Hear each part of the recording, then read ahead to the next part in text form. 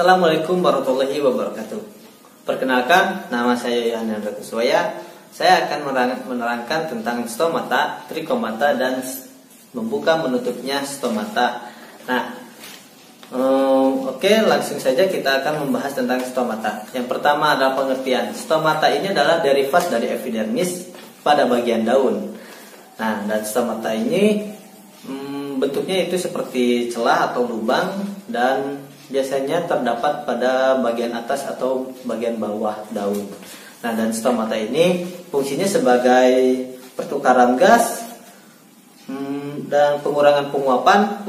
Nah, dan ini biasanya pada tumbuhan darat. Nah, dan tumbuhan darat ini biasanya berada di bawah daun, gitu. Ini atas, ini di bawah. Nah, ini yaitu agar penguapannya tidak terlalu banyak.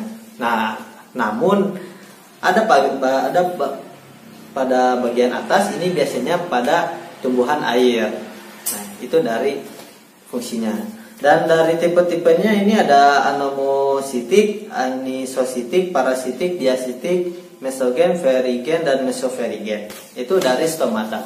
Lalu dari trikomata. Trikomata ini juga adalah derivat atau perubahan dari epidermis. Namun ini tidak pada bagian daun saja. Ini ada pada akar sampai daun.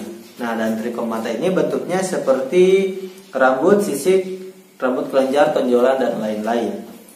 Fungsinya ini yang pertama sebagai pelindung. Ini pelindung seperti pada duri, pada tumbuhan itu. Lalu alat penghisap pada bagian akar ini untuk menghisap air dan zat-zat hara atau yang dibutuhkan oleh tumbuhan itu. Lalu ada alat penerus rangsang dan alat sekresi. Nah, berbicara tentang sekresi, trikomata ini dibagi menjadi dua. Yang pertama ada yang glandular dan yang kedua ada non glandular. Nah, yang glandular ini adalah yang menghasilkan sekresi, sedangkan yang non glandular yaitu trikomata yang tidak menghasilkan sekresi. Itu dari trikomata. Nah, kita akan berbicara tentang membuka menutupnya stomata. Oke, membuka menutupnya stomata ini ada 4 faktor yang saya ambil, yaitu pertama dari cahaya, suhu, air, dan kimia. Baik, yang pertama ada cahaya. Ini cahayanya, apabila si cahaya itu tinggi, maka stomata itu akan membuka. Nah, karena ini berbarengan si stomata ini dengan proses fotosintesis, maka apabila tidak ada cahaya dari sinar matahari atau UV, maka stomata ini akan menutup. Nah, itu dari cahaya. Lalu kalau dari suhu, ini apabila suhu di lingkungan sekitarnya tumbuhan atau daun tersebut, maka stomata ini akan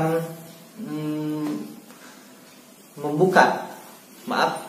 Jadi kalau suhunya tinggi itu akan membuka. Sebaliknya apabila suhu di sekelilingnya rendah, maka stomata itu akan mengecil atau sampai bisa menutup. Nah, itu dari suhu. Lalu dari air. Nah, air ini apabila tumbuhan atau tanaman kandungan airnya tersebut kurang, maka stomata itu akan menutup, akan mengecil, membuka celahnya itu. Namun sebaliknya apabila kandungan air pada tumbuhan itu, maka stomata itu akan membuka. Nah, gitu. Itu dari air. Lalu dari kimia.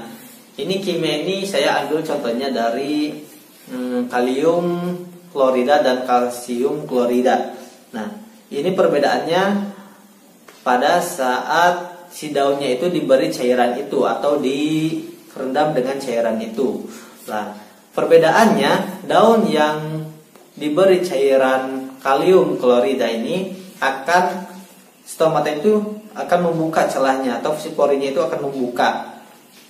Nah, sedangkan pada kalsium klorida ini si stomatanya ini akan menutup. Nah, ini dikarenakan karena ion kalium. Oke, itu saja yang bisa saya sampaikan.